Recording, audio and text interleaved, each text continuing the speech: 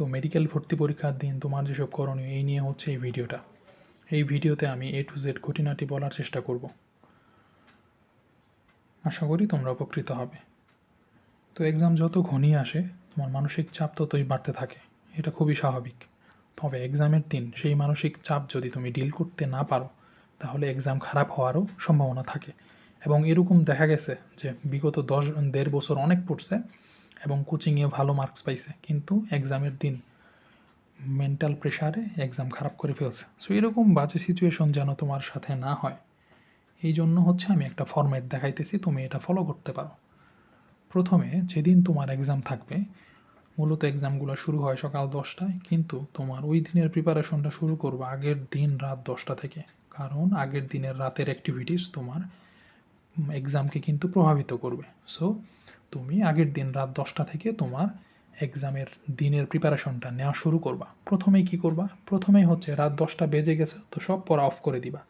এই সময় তোমার যতই মনে হোক যে আমার সব কিছু ভুলে যাচ্ছি, অমুক ছকটা একটু দেখা দরকার, একটু দেখি, এই ধরনের টেন্ডেন্সি বা এই ধরনের ব্যাপারগুলো তোমার মাঝে চলে আসবে, কিন্তু এটা করা যাবে না। পড়া অফ করবা মানে অফ।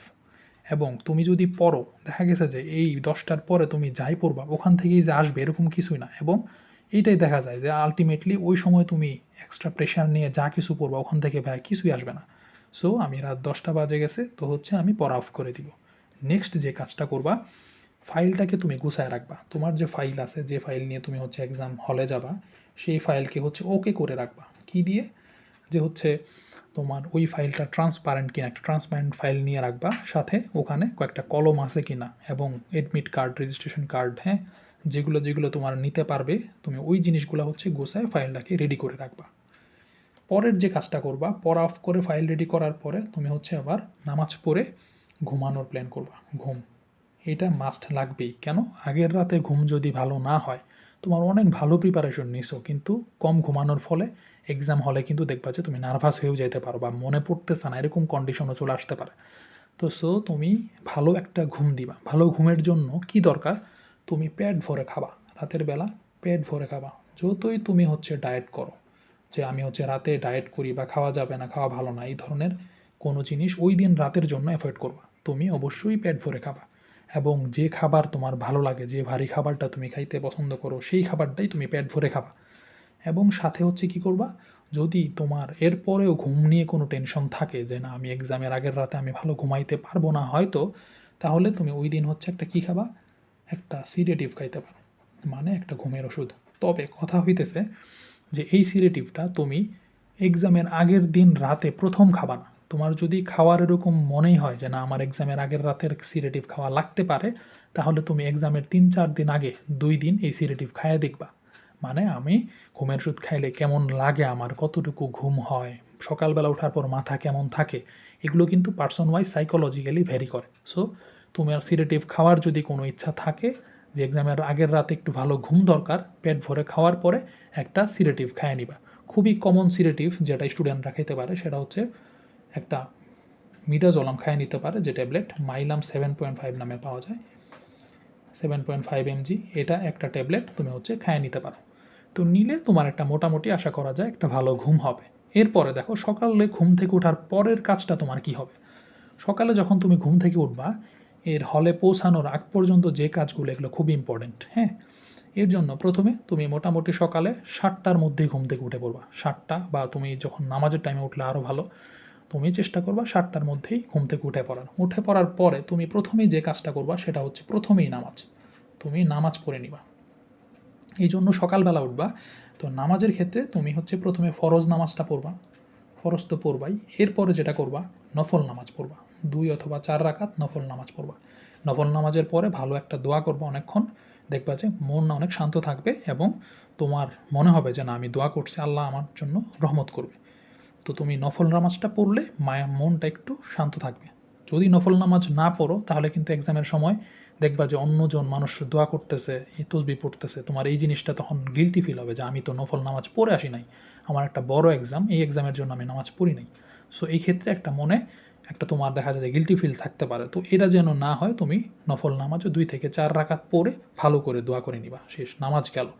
নামাজের পরে যেটা আছে, তুমি তোমার এবার মাথাটাকে একটু ফ্রেশ করা লাগবে সেই জন্য তুমি কী করবা, মাথাকে হচ্ছে এবার অ্যাক্টিভ রাখার কয়েকটা কাজ করবা। কি করবা, যে হচ্ছে তুমি হচ্ছে খাবার খাইতে পারো। খাবার দেখো কী খাবার খাবা তুমি ওই দিন সকালবেলা তুমি ওই দিন খাবারের মধ্যে তুমি অবশ্যই মিষ্টি জাতীয় খাবার রাখবা।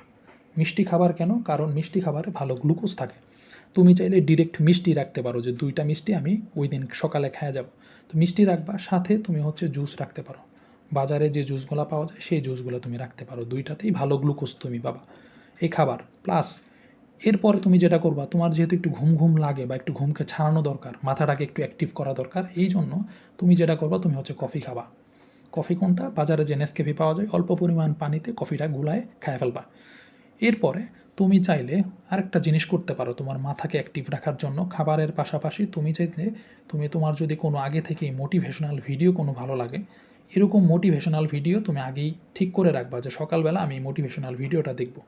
তোমাকে যদি এরকম কোনো স্টিমুলেট করার মতো কোনো মোটিভেশনাল ভিডিও থাকে, তুমি সকালবেলা দেখবা, এটা আসলেই অনেক কাজে দিবে। তোমার মধ্যে ফিল হবে যে আমি কনফিডেন্ট। এই কনফিডেন্সটা তোমার এক্সাম হলে খুবই দরকার। তোমার নার্ভাস লাগবে না, তুমি দেখবা যে হচ্ছে ভালো একটা ডিল করতে পারবা। সো মোটিভেশনাল কোনো ভিডিও থাকলে সেই মোটিভেশনাল ভিডিওটা কিন্তু দেখে নিবা, ঠিক আছে? নেক্সট একটা কাজ করবা, খাবার খাইছো, মোটিভেশনাল ভিডিও দেখছো, নামাজ পড়ছো, মোটামুটি ওকে। এখন তুমি যদি কিছু পড়তে চাও, ধরো তোমার পড়তে ইচ্ছা হলো সকালবেলা আমি একটু পড়বো, ধরো যদি তোমার হচ্ছে পড়তে যদি চাও, এই জিনিসটা অবশ্যই আগে থেকে ঠিক করে রাখবা। অবশ্যই আগে থেকে ঠিক করে রাখবা যে আমি পরীক্ষার দিন সকালবেলা 1 ঘন্টা বা 1.5 ঘন্টার মতো আমি পড়বো। কী পড়বো এটা যেন হ্যাফহ্যাজার্ড না থাকে। ওই দিন সকালে আমি কী পড়বো এটা টপিক্সগুলো সিলেক্ট করে রাখবো। অবশ্যই 3-4টা টপিক্সের বেশি আমি পড়বো না। সব কিছু বেশি পড়তে গেলে দেখবা যে হচ্ছে ভয় পেয়ে যেতে পারো, যে আমি ভুলে যাচ্ছি, আমার কিছু মনে পড়তেছে না। এই সিনগুলো কিন্তু তখন ঘটতে পারে। সো তুমি যাই পড়তে চাও অবশ্যই আগে থেকেই ঠিক করে রাখবা যে আমি এক্সামের দিন এই মানে তুমি এক্সামের আগের দিন যে রাতে যে 10টার আগে এটা ঠিক করে রাখবা যে আমি সকালবেলা কী পড়বো, 3-4টা টপিক্স অথবা 4 থেকে 5টা টপিক্স তুমি পড়বা। এর বেশি হচ্ছে তুমি পড়ার দরকার নাই, কারণ বেশি পড়তে গেলে এলোমেলো হয়ে যাবে, ঠিক আছে? এরপরে নেক্সট যে কাজটা করবা, তোমার কাছে ওএমআর যেমন থাকে, তোমার যদি ওএমআর শিট থাকে, এই জিনিসটা একটু করবা।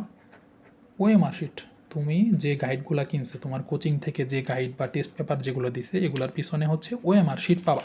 দেখবা এই যেরকম হচ্ছে ওএমআর শিট থাকে, এই ওএমআর শিটের মধ্যে 20-25টা ওএমআর র্যান্ডমলি পূরণ করবা। যেমন হচ্ছে এরকম যে আমি হচ্ছে র্যান্ডমলি, এটার উপকারিতা কি, এটা হচ্ছে তোমার হাতকে তুমি অ্যাক্টিভ করতেছো। তোমার হাতের এই যে বৃত্ত ভরাট করার যে জড়তা, এটা কেটে যাচ্ছে। এটা তুমি হচ্ছে একটা ফুল ওএমআর করতে পারো, যে 100টা ওএমআর তুমি একবার হচ্ছে এরকম করে ভরাট করতেছো, ঠিক আছে? সাথে সাথে তুমি মোটিভেশনাল ভিডিওটা দেখলা, প্লাস তুমি চাইলে করতে পারো কয়েকটা বিটওয়ালা। তোমার যদি ঘুম ঘুম লাগে, তখনও ঘুম আসলে তখন লাগে না, কিন্তু যদি মনে হয় যে না আমার একটু মাথাটা আরেকটু ফ্রেশ করা দরকার, অনেক সময় দেখা যায় তোমার রাতে ঠিকমতো ঘুম হয় না ওষুধ খাওয়ার পরেও, ভালো করে খাওয়ার পরেও, তো সকালবেলা একটু ক্লামজি লাগতেছে, ওই সময় তোমার নেসকেফিটা ভালো সাপোর্ট দিবে। প্লাস তুমি মোটিভেশনাল ভিডিওটা দেখবা, সাথে তুমি কিছু মেটাল টাইপ কিছু শুনতে পারো। তোমার যদি এরকম শোনার অভ্যাস থাকে যে হচ্ছে মানে হচ্ছে বাইরে বাইরে টাইপের কিছু যদি থাকে, তাহলে হচ্ছে ওই ধরনের তুমি কিছু দেখতে মানে শুনতে পারো। প্লাস এই জিনিসটা অবশ্যই করবা, এমসিকিউ পেপারের মধ্যে এরকম করে র্যান্ডমলি কয়েকটা এমসিকিউ সলভ করবা। এটা হচ্ছে তোমার ওই এক্সাম টাইমে যে তুমি এমসিকিউ পেপারটা পাবা, এটার ভয়টাকে কাটায় দিবে। সাথে তোমার হাতের যে জড়তা, এই জড়তাও কিন্তু কেটে যাবে। তো এরকম করে তুমি 100-200 ওএমআর শিট এমনি পূরণ করবো আর কি। জাস্ট মনে করো যে আমি এক্সাম হলের এমসিকিউ পেপারগুলো এরকম করেই হচ্ছে আমি মানে ভরাট করে দ্রুত ভরাট করে চলে আসবো, এরকম একটা ফিল নিবা। সো এই জিনিসটা একটু ইম্পর্টেন্ট, তোমার এমসিকিউ পেপারটা তুমি সলভ করবা। তো এই যে ওএমআর শিট, তুমি হচ্ছে ওএমআর শিটের এমসিকিউ পূরণ করবো আর কি। হ্যাঁ, এই কয়েকটা কাজের বাইরে অন্য এক্সট্রা কোনো কাজ করার দরকার নাই, ঠিক আছে? তাহলে তোমার সকালে ঘুম থেকে ওঠার পর মোটামুটি একটা তুমি ফর্মেটে আসো। নেক্সট তুমি যেটা সব কিছু নিয়ে এবার হচ্ছে হলের উদ্দেশ্যে বের হবা। তো হলে পৌঁছাবা, অবশ্যই হলে পৌঁছানোর টাইমটা হবে 9টার মধ্যে। তোমার যে কেন্দ্র আছে যেটা, এই কেন্দ্রে 9টার মধ্যেই তুমি পৌঁছাবা। আগের দিনই ঠিক করে রাখবা আমি সকালবেলা কোন ট্রান্সপোর্টে যাব, বা আমার কতটুকু টাইম লাগবে, রাস্তায় জ্যাম থাকবে কি না, কোন ট্রান্সপোর্ট কেমন কী, সব কিছু রেডি করে রাখবা যে আমি কখন বের হইলে 9টার মধ্যে পৌঁছতে পারবো। একটু সময় নিয়েই বের হবা, কারণ কোনো কারণে যদি রাস্তায় জ্যাম পড়ে যায়, ধরো 9টার মধ্যে তুমি পৌঁছানোর একটা ঠিক করে রাখছো, কিন্তু দেখা গেল যে জ্যামের জন্য পৌঁছাতে পারলা না, 9:30 ওভার হয়ে গেছে, তখন কিন্তু অনেকটাই তুমি ঘাবড়ে যাবা। সো এই জিনিসটা, এই ভুলটা করা যাবে না। তুমি আগেই বের হও, যেন তুমি 9টার মধ্যে তুমি হচ্ছে হলের কাছে পৌঁছাইতে পারো। তো কেন্দ্রের কাছে আসলে 9টার সময় ঢুকতে দেয় না, 9:30টায় হল খোলে। তো এই 9টার পরে তুমি হলের সামনে দাঁড়ায় থাকবা। এই সময় তুমি কি করতে পারো, এই সময় তোমার দুইটা ক্যাটাগরি, তুমি যদি চুপচাপ মাইন্ডের হও যে আমি সাধারণত চুপচাপ থাকতে পছন্দ করি, তাহলে তুমি চুপচাপই থাকো এবং মাথা নিচু করে মানে দাঁড়ায় বসে থাকো, আর কিছু করার দরকার নেই। আর সাথে তুমি হচ্ছে চুইংগাম চাবাইতে পারো, ঠিক আছে। আর যদি তুমি একটু যে না আমি চুপচাপ না হইলেও আমি কথা বলতেই ভালো লাগে আমার, তাহলে তুমি একটু কথা বলতে পারো, তবে অন্য জনের কোনো অ্যাক্টিভিটিস দেখবা না, যে অন্যজন কী করতেছে ওই সময় তুমি দেখবা যে একজন আরেকজনকে ধরতেছে এটা পারিস কি না, হ্যাঁ। তো দেখা যায় গার্ডিয়ানরা অনেক ইয়া করতেছে, হ্যাঁ। তো এই জিনিসগুলো দেখে তোমার যেন ভয় না পাও বা এই জিনিসগুলোর দিকে আসলে তাকানোর কোনোই দরকার নাই, তুমি চুপচাপ থাকবা মোটামুটি, যে আজকে খেলা হবে হলের ভেতরে, এর বাইরে তুমি চুপচাপ থাকবা। সাথে তুমি হচ্ছে কী করবা এই সময়টাতে হচ্ছে চুইংগাম চাবাইতে পারো। চুইংগামের মধ্যে চাবাইলে একটা হচ্ছে একটু স্ট্রেসটা কমে যাবে, প্লাস চুইংগামে একটু কিছু গ্লুকোজ থাকে, প্লাস হচ্ছে একটু পানি টানি খাবা আর কি, ঠিক আছে। এবং তোমার যে মা বাবা থাকবে মা বাবার সঙ্গে একটু কথা বলবা আর কি, তাদের সঙ্গে একটু দোয়া টোয়া নিবা, হ্যাঁ, তাদের দিকে তাকাইলেই। এবং অবশ্যই তুমি চেষ্টা করবা তোমার হলে যখন যাবা অবশ্যই মা বাবাকে নিয়ে যাবা, অবশ্যই মা বাবাকে নিয়ে যাবা, কারণ মা বাবা একটা মানসিক সাপোর্ট। তোমার সাথে যখন হলে যাবে তখন দেখবা তোমার এমনি ভালো লাগতেছে যে তারা পাশে আছে, কিন্তু তুমি যদি একা যাও দেখবা যে মানে অনেক কিছু ফেস করতে পারো, রাস্তায় হচ্ছে জ্যাম পড়ে গেছে, তো কেমনে তুমি যাবা এটা কিন্তু তোমার মা বাবা কিন্তু তখন ডিসিশন নিতে পারবে, তুমি একা বের হলে কিন্তু সহজে পারবা না। আর যদি এরকম নাই হয় যে না আমি ম্যাচ থেকে বা কোথাও থেকে আমি পরীক্ষা দিব, মা বাবা আসা আর সম্ভব না, সেক্ষেত্রে তুমি আল্লাহ ভরসা করে আগে বের হবা, ইনশাল্লাহ পৌঁছে যাবা, এটা নিয়ে ঘাবড়ানোর কিছুই নাই হ্যাঁ। তাহলে 9টার মধ্যে হচ্ছে তুমি পৌঁছে গেলা, এই জিনিসগুলো করবা। এরপরে যখন হল খুলে দিবে মোটামুটি হচ্ছে 9টা 30-এ হচ্ছে খুলে দেয়, তো 9টা 30-এর পরে হচ্ছে হলের ভেতর ঢুকবা। হলের ভেতর ঢোকার পরে তুমি যে কাজটা করবা, প্রথমে তোমার যদি ওয়াশরুমের চাপ লাগে, যে একটু মনে হয় ওয়াশরুমে যাওয়া দরকার, তুমি হচ্ছে ওয়াশরুমের কাজটা প্রথমেই সেরে ফেলবা, ওয়াশরুমকে ওকে করে ফেলবা, ঠিক আছে। এরপরে এরপরে এসে বসার পরে তুমি সব মানে রেজিস্ট্রেশন নাম্বার টাম্বার মিলে তুমি সিটটা খুঁজে নিবা, নেওয়ার পরে ওই জায়গায় তোমাকে হচ্ছে অ্যান্সার শিট দেওয়া হবে। অ্যান্সার শিট মানে হচ্ছে উত্তরপত্র দেওয়া হবে তোমার রেজিস্ট্রেশন নাম্বার বা অ্যাডমিটের রোল নং যেটা আছে এগুলো ফিল আপ করার জন্য। তো এই অ্যান্সার শিটে বসে বসে সব কিছু ওকে করে ফিল আপ করে বসে থাকবে, এবং এরপরে তুমি আশেপাশে কে বসলো, কারা কখন আসলো, কোথায় কে আসতেছে, এগুলো কখনোই খেয়াল রাখবা না। তুমি মনে মনে চুপচাপ থেকে দোয়া পড়তে থাকবা, অন্যজনের কোনো অ্যাক্টিভিটিস দেখার দরকার নাই। সো হলের গেটের বাইরে ক্লাস হলের ভেতরে যদি অ্যাক্টিভিটিস দেখো, দেখা যাবে যে অন্যরা হচ্ছে কম পাইরেও কিন্তু অনেকেই ভাব নেয়, তো এই জিনিসটা দেখে তোমার কনফিডেন্স লো হয়ে যেতে পারে। কারণ হচ্ছে যে নদীর হচ্ছে গভীরতা কম সেই নদী হচ্ছে পানিগুলা হচ্ছে বেশি ঢেবে থাকে, তো এরকম একটা কাহিনী হইতে পারে। সো হলের ভেতরে ঢোকার পরে ওয়াশরুম শেষ করে তুমি অ্যান্সার শিটে সব কিছু পূরণ করে বসে থাকবা, ঠিক আছে। তো যখন বেল দিবে বের পড়লে কিন্তু তখনই যে জিনিসটা হবে, এই জিনিসটা একটা বড় ইম্পর্টেন্ট জিনিস, তোমার যে জিনিসটা আসবে সেটা হচ্ছে টাইম ম্যানেজমেন্ট। হলের ভেতরে তোমার হচ্ছে টাইম ম্যানেজমেন্ট শুরু হয়ে যাবে, কেন? কারণ তোমার হচ্ছে 1 ঘন্টার মতো সময়, যে সময়ের মধ্যে তুমি হচ্ছে মোটামুটি 100টা এমসিকিউ কিন্তু পূরণ করতে হবে। তো কী করবা টাইম ম্যানেজমেন্টের জন্য? প্রথমে হচ্ছে দেখো আমি তোমাকে একটা এক্সাম ডিলিং শেখাই। প্রথমে টাইম ম্যানেজমেন্টের মধ্যে তুমি টাইমকে 2 ভাগে ভাগ করবা, যে 1 ঘন্টা থাকবে, এই 1 ঘন্টার মধ্যে প্রথম 20 মিনিট, তারপর হচ্ছে পরেরটা হচ্ছে পরের 40 মিনিট। প্রথম 20 মিনিটে তুমি যেটা করবা, এই প্রথম 20 মিনিট হচ্ছে তোমার T20 সেশন। এই জায়গার মধ্যে তুমি যা যা পারো তুমি হচ্ছে কী করবা, তোমার হচ্ছে এরকম একটা এমসিকিউ পেপার দিবে, এরকম একটা এমসিকিউ পেপার দিবে। তো তুমি কী করবা, এরকম একটা কোশ্চেন বা এমসিকিউ পেপার যেন তুমি 20 মিনিটে 100টা কোশ্চেন যেন তুমি A to Z শেষ করতে পারো, 20 মিনিটে যেন A to Z পর্যন্ত যাইতে পারো, এই কাজের জন্য হচ্ছে তুমি T20 খেলবা। কিভাবে দেখো, তাহলে 100 পর্যন্ত যাবা, প্লাস এক্সামের কোশ্চেনগুলোকে তোমার মার্ক করা শিখতে হবে। কেমন? যেমন তুমি এই যে ধরো একটা কোশ্চেনের তুমি কিন্তু অ্যান্সারে কোনো মার্ক করতে পারবে না, কারণ অ্যান্সারে যদি তুমি কোনো কিছু মার্ক করো, যেটাই করো তুমি যদি মার্ক করো, দেখা যাবে যে এটি যদি কোনো টিচার দেখে ফেলে বা কেউ দেখে ফেলে, সে কিন্তু গেস করতে পারে যে তুমি অন্যজনকে দেখাইতেছো কিনা। সো অ্যান্সারের এইগুলোতে কোনো ধরনের দাগ দেওয়া যাবে না, দাগ দিবে তুমি এই যেগুলোতে 1 2 এগুলোতে দাগ দিতে পারবা, ঠিক আছে। এবং তুমি যে প্রথম 20 মিনিটে T20 একটা ফরম্যাটে নিবা, এটার মধ্যে কী করবা, তোমার যে প্রশ্নগুলা এই প্রশ্নগুলাকে তুমি হচ্ছে 3 ক্যাটাগরিতে ভাগ করবা প্রথম 20 মিনিটের মধ্যেই। কী করবা, প্রথমে হচ্ছে দেখো যে ধরো একটা কোশ্চেন তুমি পড়তেছো, পড়ার পরেই তুমি কোশ্চেনের অ্যান্সারটা জানো, মানে পড়লেই তুমি বুঝতেছো যে আমি এই কোশ্চেনটা আমি পারবো, অ্যান্সার দিতে পারবো, তাহলে এই কোশ্চেনের অ্যান্সারটা তৎক্ষণাৎ তুমি দাগায় ফেলবা, ঠিক আছে। এবং দাগানোর পরে 1 নম্বরের পাশে হচ্ছে এরকম করে একটা টিক দিয়ে রাখবা, যেন তুমি হচ্ছে রাইট মানে তোমার এই জিনিসটা দাগায় ফেলছো, হ্যাঁ। আর যে অ্যান্সার শিটটা থাকবে এই অ্যান্সার শিটটা অবশ্যই কোশ্চেনের পাশে রাখবে এরকম করে, এটাকে কখনো নিচে রাখবা না, ঠিক আছে। তাহলে এটার পাশে রাখবা এবং যখনই তুমি দেখবা যে 1 নাম্বার গ্রাউন্ড টিস্যুতন্ত্রের অংশ কোনটি, একটা অ্যান্সার ধরো মজ্জা আমি দাগাইলাম তার 1-এর খ, তখনই তুমি এটা এই দিকে খেয়াল রাখবা যে 1-এর খ, 1-এর খ, বারবার মনে রাখবা যে 1 খ 1 খ, তাহলে এই যে খ দাগাবা। কারণ এই জিনিসটা অনেক সময় ভুল করার কারণে 1-এর জায়গায় সে কিন্তু 2-এ দাগায় ফেলে। সো এটা একদম পাশাপাশি থাকবে। তোমার এই অ্যান্সার শিট মুভ করবে কিন্তু কোশ্চেন ওই জায়গায় রাখবা। অ্যান্সার শিট তুমি মুভ করবা, কোশ্চেন ওই জায়গাতেই থাকবে। তাহলে এরকম করে 1 নাম্বারটা তুমি পূরণ করে ফেলছো এবং যখন 1 নাম্বার তুমি দিয়ে ফেলছো তখন এটা টিক দিয়ে দিছো। এরপরে কী করবা, 2 নাম্বার কোশ্চেন দেখে বুঝতেছো যে আমি হয়তো এখন পারতেছি না, একটু কনফিউজড, আমি পরে হয়তো পারবো, মানে কোশ্চেন তুমি বুঝছো, অ্যান্সারও তুমি বুঝছো কিন্তু মিলাইতে পারতেছো না, এরকম কনফিউজিং যদি কিছু থাকে যে একটু টাইম লাগবে, ওইটা তুমি সময় নষ্ট করবো না, তুমি এটাকে এরকম করে গোল করে মার্ক করে দিবা। গোল মার্ক কেন? কারণ পরবর্তীতে তুমি সেই গোলগুলা ভরাট করবা। তোমার 20 মিনিটের মধ্যে 100টা MCQ এর যেন একবার তুমি রিভাইজ করতে পারো, এই জন্য কিন্তু আমার কোশ্চেনগুলো ক্যাটাগরাইজ করতে হবে। ধরো 3 নাম্বার কোশ্চেন, এমন একটা কোশ্চেন আসছে তুমি যেটা একদম কখনো শুনোই নাই, অ্যান্টোনিম সিনোনিম চলে আসছে, ওয়ার্ডগুলোও বেশি উইয়ার্ড টাইপের, ধরো কোনো কিছুই বুঝতেছো না, তাহলে যেটা আমি চেষ্টা করলেও পারবো না, এরকম একটা কোশ্চেন থাকবে, সেই ক্ষেত্রে তুমি একদম এটাকে ক্রস করে দিবা, একদম ক্রস, মানে যেটা আমি কখনোই পারবো না, মানে 4টা অপশনই আমি কিছু বুঝতেছি না, প্রশ্নটাও বুঝতেছি না, এমন টাইপ, যেমন জন্মসাল আসছে, এমন একটা জন্মসাল বা একটা আবিষ্কারের সাল আসছে, তোমার কিছুই মনে পড়তেছে না এবং এটা দাগাইলে তুমি ভুল খাবা, মানে ক্রস খাবা, সেই ক্ষেত্রে এটাকে তুমি এরকম করে মার্ক করবা। তো এরকম করে এরপরটা আবার দেখো, একবার পড়তেছি পারতেছি, তাহলে আমি দাগায় ফেলবো, আরেকবার পড়তেছি পারতেছি দাগায় ফেলবো, পারতেছি না, দেখো এটা মনে হচ্ছে কনফিউজড, আমি গোল করে রাখবো, এটা কনফিউজড, আমি গোল করে রাখবো।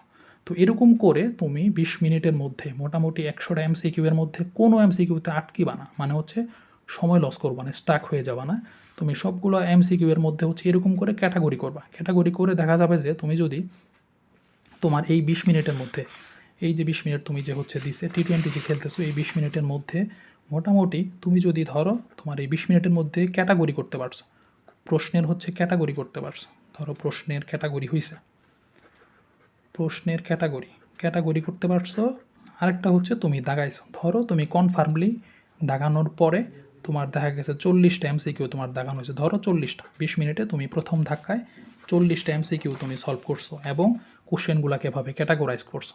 এরপরে কি হবে, দেখা গেল তোমার 40টা টিক দিছো আর এরকম গোল কনফিউজড আছে ধরো 40টা, তাহলে নেক্সটে কী করবা, নেক্সটে পরের 40 মিনিটে তোমার যে গোল মার্ক করা, পরের 40 মিনিটে যেগুলো তুমি গোল মার্ক করতেছিলা, যে কনফিউজড আছো তুমি, এই গোল মার্ক করা MCQগুলোতে সময় দিবা।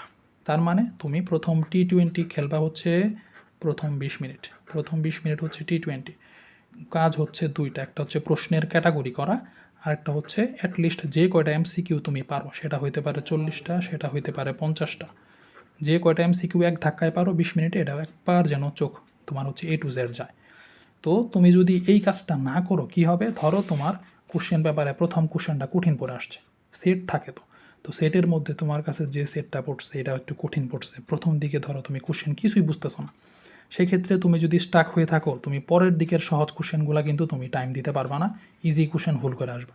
সো তোমার এটা কোনো ভাবারই দরকার নাই, তোমার কাছে কঠিন লাগতেছে মানে এটা সবার কাছে কঠিন, হয়তো তোমার এটা প্রথমে আছে ওর শেষে আছে, তো এটা নিয়ে কোনো স্টাক হবা না, প্রথম T20 বা 20 মিনিটে তুমি এরকম করে ক্যাটাগরি করবা আর ধুমায় দাগাইতে থাকবা, মোটামুটি 40-50টা যেটাই হয় তুমি এটা ওটুক দাগায় ফেলবা, ঠিক আছে, এবং প্রশ্নের তুমি ক্যাটাগরি করছো। তো পরের যে 40 মিনিটে এটা গোল মার্ক করাগুলো নিয়ে একটু চিন্তা করবা, এই গোল মার্ক করাগুলো থেকে আবার তুমি দাগানো শুরু করবা, ঠিক আছে। আর যেগুলো তুমি ক্রস চলে গেছে, যে কোশ্চেনগুলো আমি ক্রস দিয়েছি, এগুলো নিয়ে কখনোই আমি ভাববো না, তাহলে তোমার কি হয়, বাকি 40 মিনিটে তোমার শুধু গোল মার্ক নিয়ে তুমি চিন্তা করবা, ঠিক আছে। তো গোল মার্ক নিয়ে যখন তুমি চিন্তা করবা, দেখো ধরো একটা গোল মার্ক যে এরকম একটা কোশ্চেন আছে, এখন আমি চিন্তা করব, এখন এই একটা কোশ্চেনকে দেখো আমি কখন দাগাবো, বা আমি কি এটাকে আদৌ কেটে দিয়ে কি আমি একদম পারি না এরকম ধরবো, নাকি এটা আসলে আমি দাগাইতে পারবো। এই ক্ষেত্রে সেন্স তুমি একটা প্রশ্ন পড়ার পরে অপশনগুলো দেখবা, ঠিক আছে, অপশনগুলো দেখে তোমার মনে পড়তেছে না বা খুবই কনফিউজড, তাইলে এখন তুমি মানে অমিট প্রক্রিয়ায় যাও, যে দেখো পানিপত্ররন্ধ্র পাওয়া যায় না কোন উদ্ভিদে, কচুতে পানিপত্ররন্ধ্র আছে, তাহলে এই অপশন অ্যান্সার হবে না। ঘাসের মধ্যে আছে, তোমার এলোমেলো লাগতেছে আখ এবং টমেটো, এখন এই দুইটার মধ্যে যে এলোমেলো লাগতেছে, এখন কোনটা অ্যান্সার? ধরো তুমি মনে করতেই পারতেছো না আখ নাকি টমেটো ছিল, আখ নাকি টমেটো ছিল। এই ক্ষেত্রে তোমার অপশন যখন দুইটা চলে আসছে, যখন তোমার অ্যান্সার এই দুইটার মধ্যে, তখন তুমি একটা আন্দাজে দাগানোর রিস্ক নিতে পারো, যে আমি যে কোনো একটা দাগায় দিব, কারণ আমি মনে করতে পারতেছি না, ভুল হলে হোক। এই ক্ষেত্রে তুমি যদি আন্দাজে দাগাও তো সমস্যা নাই, কারণ তুমি যদি এটা আন্দাজে না দাগায় তুমি যদি আরও স্কিপ করে রেখে আসো, জিনিসটা খালি রয়ে গেল। কিন্তু যদি দাগাও সেক্ষেত্রে হওয়ার পসিবিলিটি কিন্তু 50%, ঠিক আছে? তো যখনই তুমি অপশন দুইটা পাবা তখনই হচ্ছে আন্দাজে দাগাইতে পারবা, এটা নিয়ে কোনো অসুবিধা নাই, ঠিক আছে? আর দেখো আমি বলি যে আসলে কতগুলা কোশ্চেন দাগানো উচিত, সেক্ষেত্রে আমার অ্যান্সার অবশ্যই হবে 90-র মতো, 90+ ঠিক আছে? কখনোই 90-র নিচে দাগাবা না। কোনগুলো আমি দাগাবো না, যেটা আমি দেখলে পারবই না, ওইরকম কিছু হলে দাগাবা না। কিন্তু তুমি কনফিউজড, চেষ্টা করবা অ্যান্সার বের করার এবং ওটা দাগা দিয়ে আসা। কেন? কারণ তোমাদের এক্সামে একটা MCQ ভুল গেলে পয়েন্ট কাটে হচ্ছে মাত্র 2 পয়েন্ট, মানে 0.25 কাটে।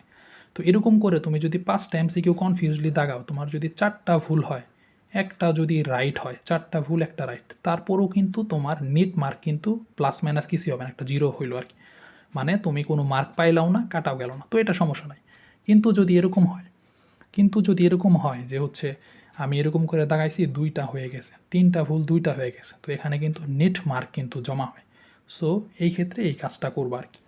এরকম করে তুমি প্রথম 20 মিনিটে একটা ক্যাটাগরি করবা এবং টিক দেওয়াগুলো দাগাবা, এদিকে অবশ্যই মার্ক করবা, নাইলে পরে কিন্তু আর খুঁজে পাবা না যে আমি আসলে কোনটা দাগানো বাকি আছে আর কোনটাকে আমি একদম পারবই না। তো ওই দিকে কিন্তু টাইম লস যেন না হয়, এরকম একটা ক্যাটাগরি করবা এবং পরের 40 মিনিটে হচ্ছে জাস্ট এরকম কনফিউজড হলে অ্যান্সারগুলো দাগাবা।